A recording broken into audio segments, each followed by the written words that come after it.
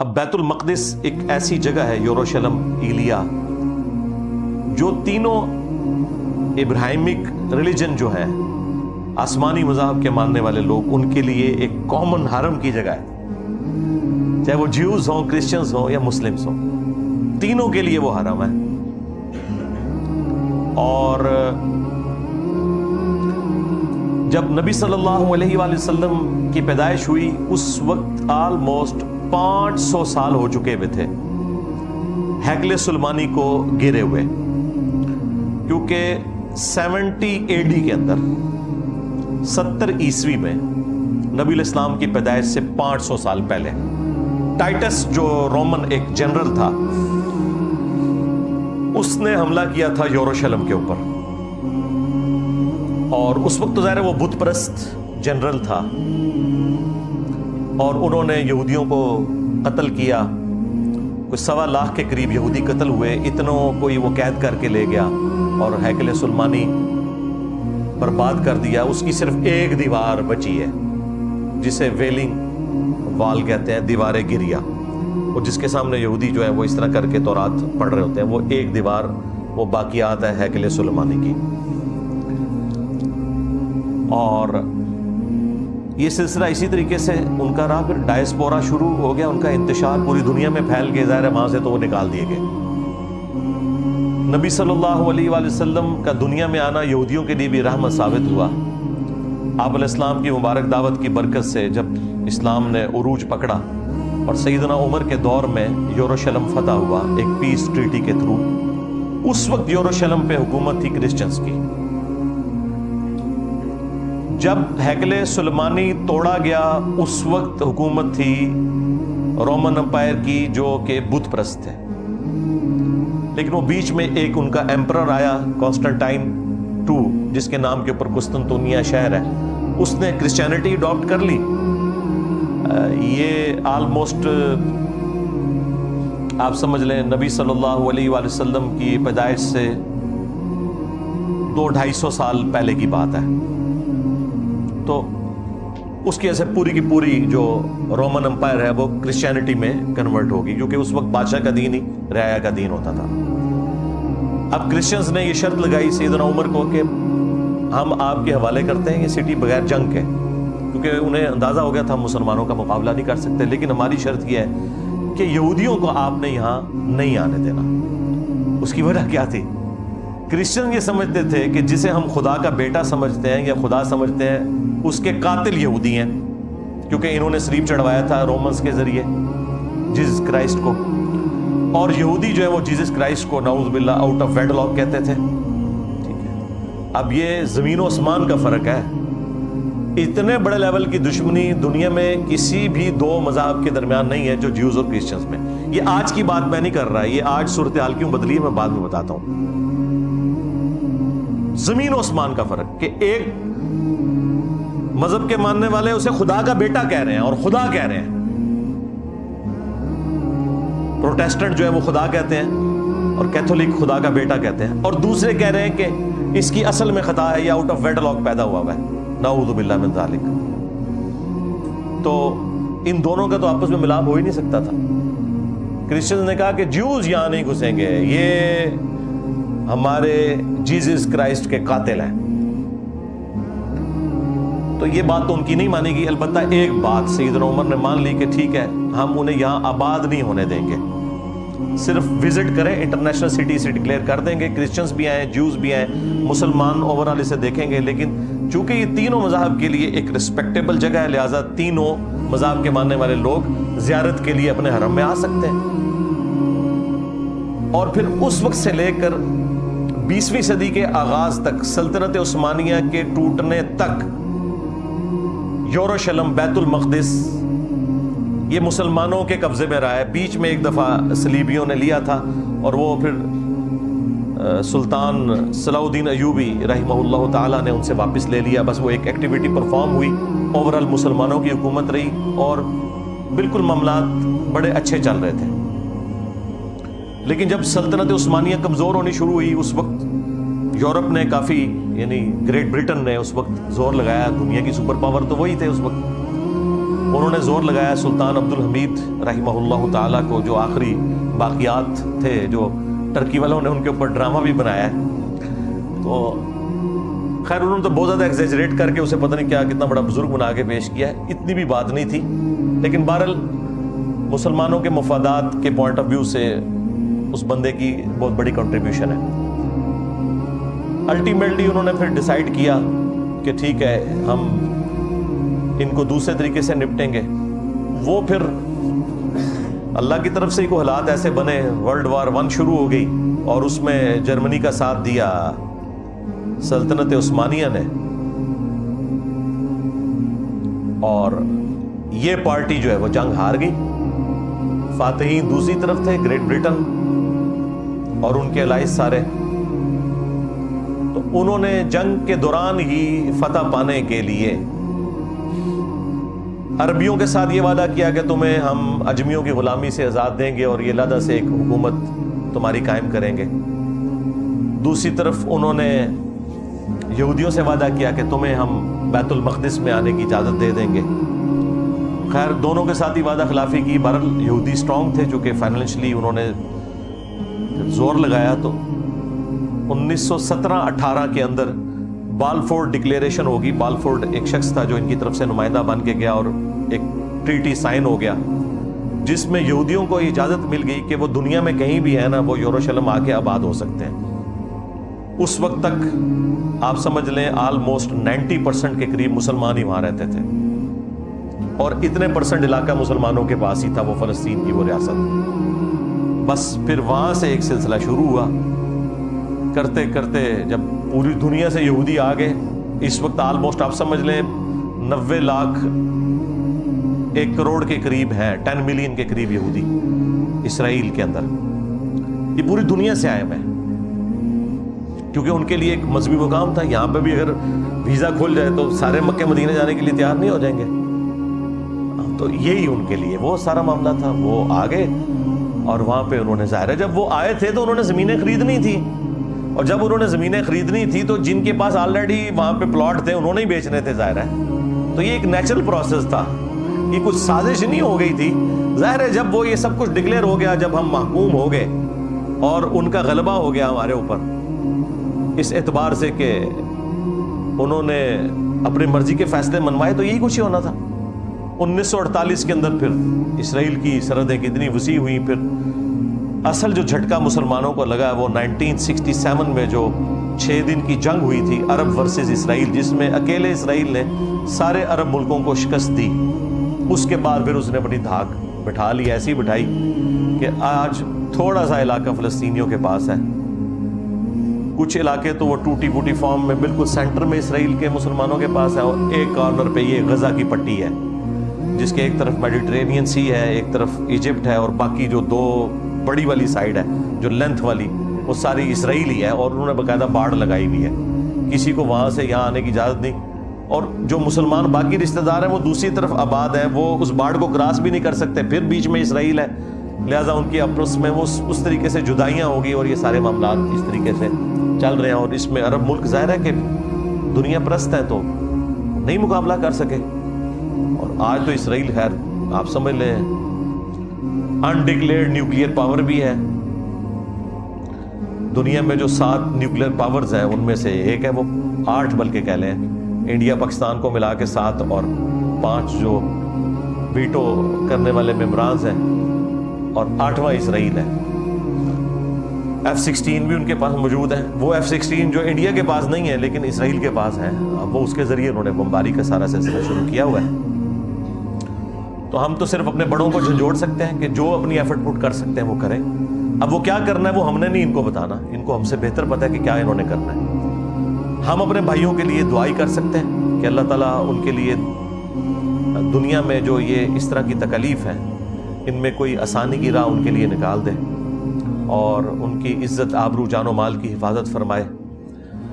بس یہ دعائیں ہم کر سکتے ہیں، ظاہر ہے اس سے بڑھ کر ہم نے کوئی دنگا و فساد تو کھڑا نہیں کرنا، صرف اپنے بڑوں کو ہائی لائٹ کرنا ہے کہ جن کے پاس اتھارٹی ہے، جن کے پاس فیصلہ کرنے کی صلاحیت موجود ہے، وہ اس معاملے کو آگے لے کے چلیں۔ یہاں پہ میں ایک بات کلیئر کر دوں، بیت المقدس کے حوالے سے ہم بڑے جذباتی بھی ہو جاتے ہیں، اور اکثر آپ نے ایک مت سنی ہوگی کہ ہمارا قبلہ اول ہے وہ۔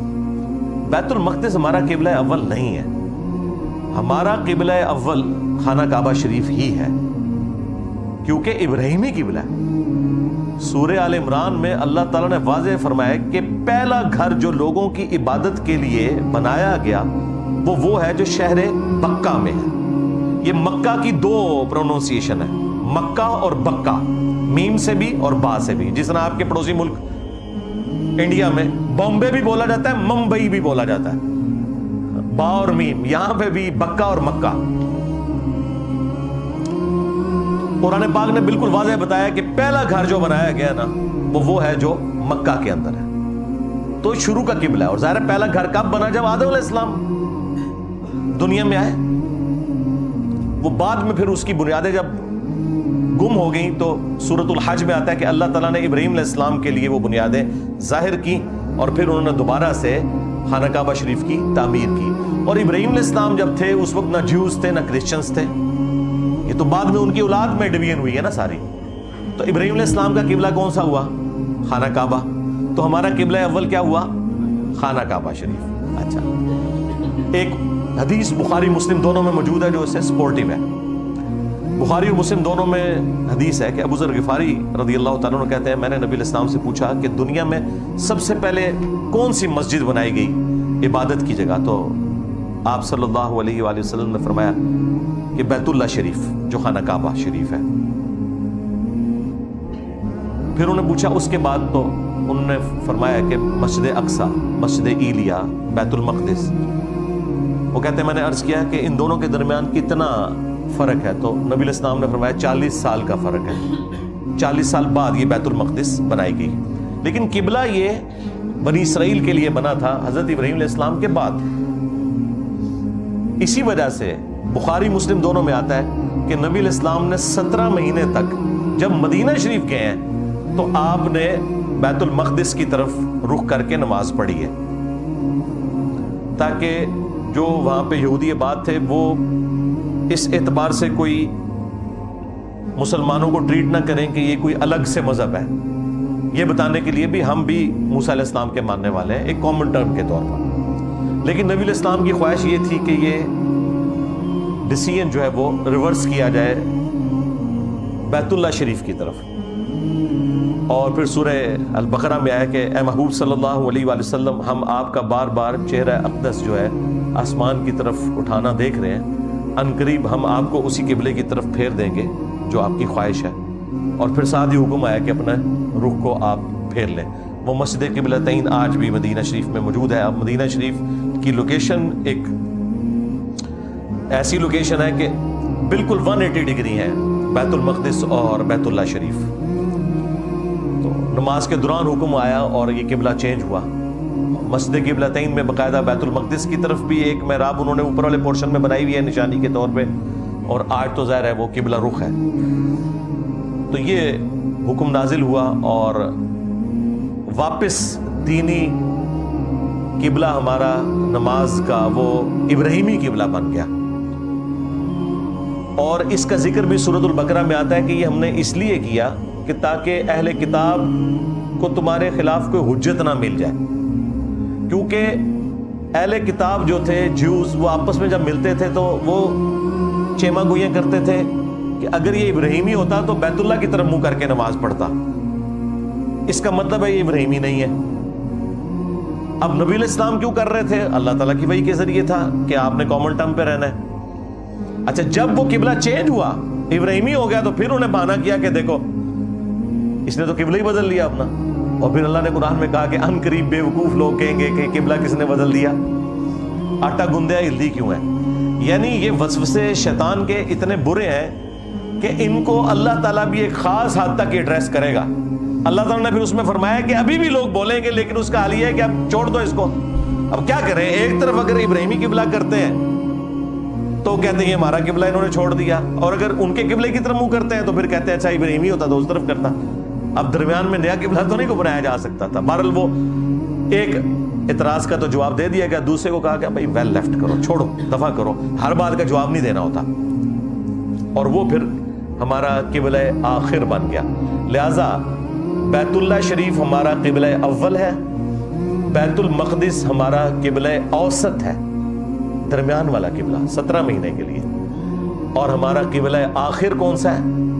بیت اللہ شریف. اول و آخر بیت اللہ شریف ہی ہے, اور یہ درمیان میں کچھ عرصے کے لیے یہ تھا. لیکن حرم آج بھی ہے, وہ بخاری مسلم دونوں میں حدیث ہے کہ 3 مساجد کے علاوہ کسی اور جگہ کے لیے ایکسٹرا آرڈنری ثواب کی نیت سے سفر نہیں کرنا, مساجد کے پوائنٹ آف ویو سے. ویسے تو آپ کسی بھی دینی سفر پہ جا سکتے ہیں, وہ تو بخاری مسلم میں یہاں تک آیا کہ جو شخص علم حاصل کرنے کے لیے کسی راستے پہ چلتا ہے تو اللہ تعالیٰ اس کے لیے جنت کا راستہ آسان کر دیتا ہے.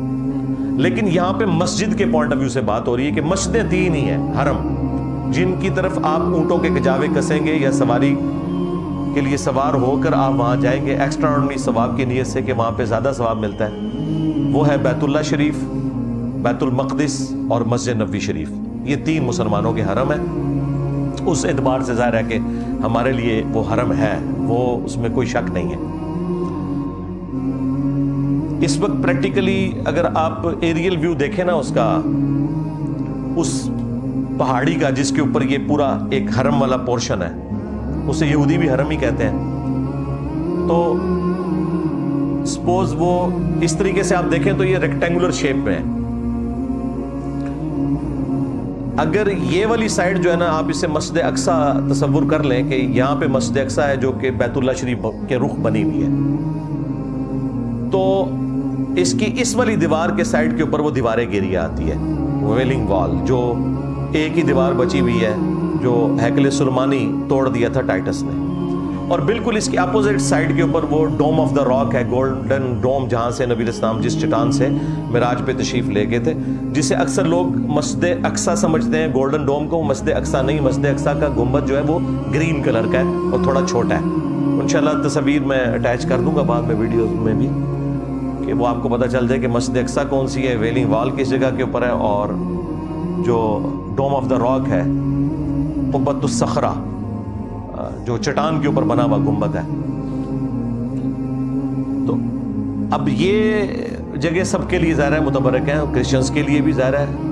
جیسس کرائسٹ کی والدہ بھی اسی بیت المقدس کے اندر عبادت کر رہی تھی, اور اللہ تعالیٰ نے ان کی طرف فرشتہ بھیجا, اس لیے وہ سب کے لیے ایک متبرک جگہ ہے.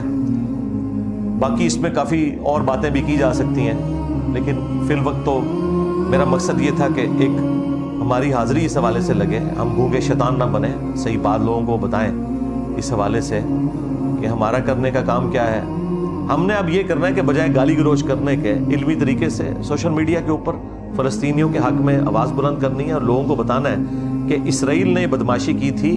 یہ جو اس وقت مسلمانوں کا ریونج سامنے آیا حماس کی شکل میں یا کبھی حزب اللہ کی شکل میں, تو یہ ان کے ظلم کے اگینسٹ ہے. اگر آپ اس کو ریلیٹیولی نہیں دیکھیں گے, ایبسولوٹلی دیکھیں گے, تو اس وقت تو پھر ایک عجیب لگتا ہے کہ ایک ملیٹنٹ آرگنائزیشن نے کیوں ایک ملک کے اوپر اس طریقے سے حملہ کر دیا, وہ بدلہ لیں گے. لیکن اس کو اگر آپ براڈر پکچر کے اندر دیکھیں تو آپ کو پتہ چلے گا کہ یہ معاملات آلموسٹ 100 سال پہلے شروع ہوئے ہیں, بلکہ اگر دیکھا جائے تو یہ 2000 سال پہلے کے ہی شروع ہوئے ہیں سارے معاملات. لیکن ان 100 سالوں کے اندر یہ ساری آپ کو تبدیلی نظر آئی ہے.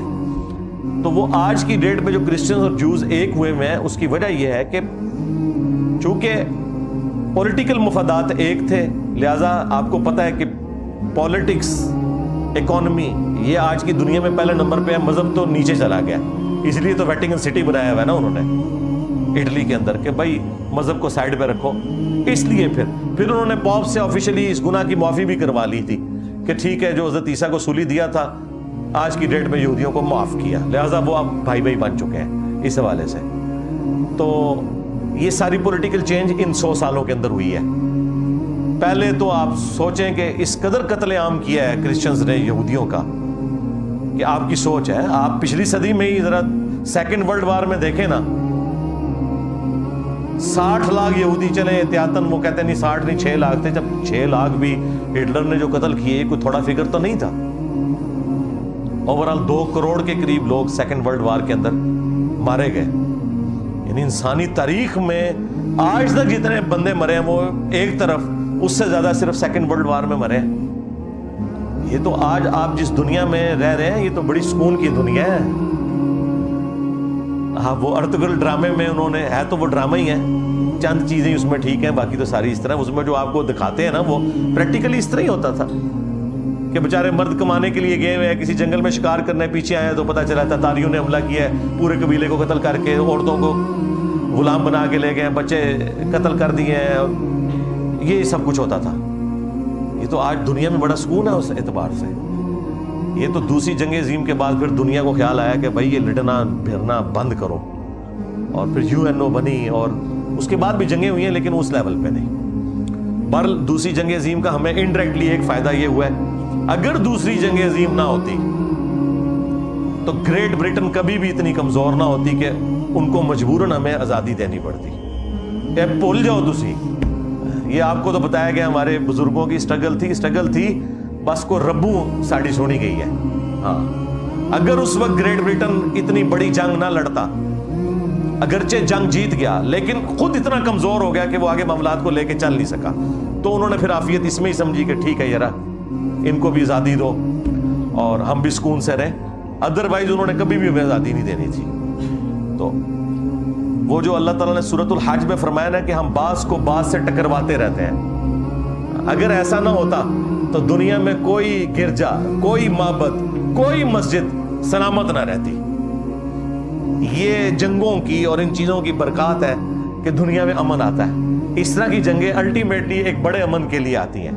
ان مع العسر یسرا, ہر مشکل کے ساتھ آسانی جڑی ہوئی ہے, ہر مشکل کے ساتھ آسانی جڑی ہوئی ہے. اینڈ پہ ہم دعا کریں گے اس حوالے سے کہ اللہ تعالیٰ دنیا میں جہاں کہیں بھی مسلمان مظلوم ہیں, انڈیا میں, کشمیر میں, فلسطین میں, چائنا میں, عراق میں, شام میں, یمن میں, افغانستان میں, اب تو پاکستان میں بھی, تو اللہ تعالیٰ غیب سے ان کی عزت, آبرو, جان و مال کی حفاظت فرمائے. صلو علی محمد و آل محمد, اللہم صلی علی محمد وعلی آل محمد واصحاب محمد وازواج محمد وامت محمد اجمعین الی یوم الدین.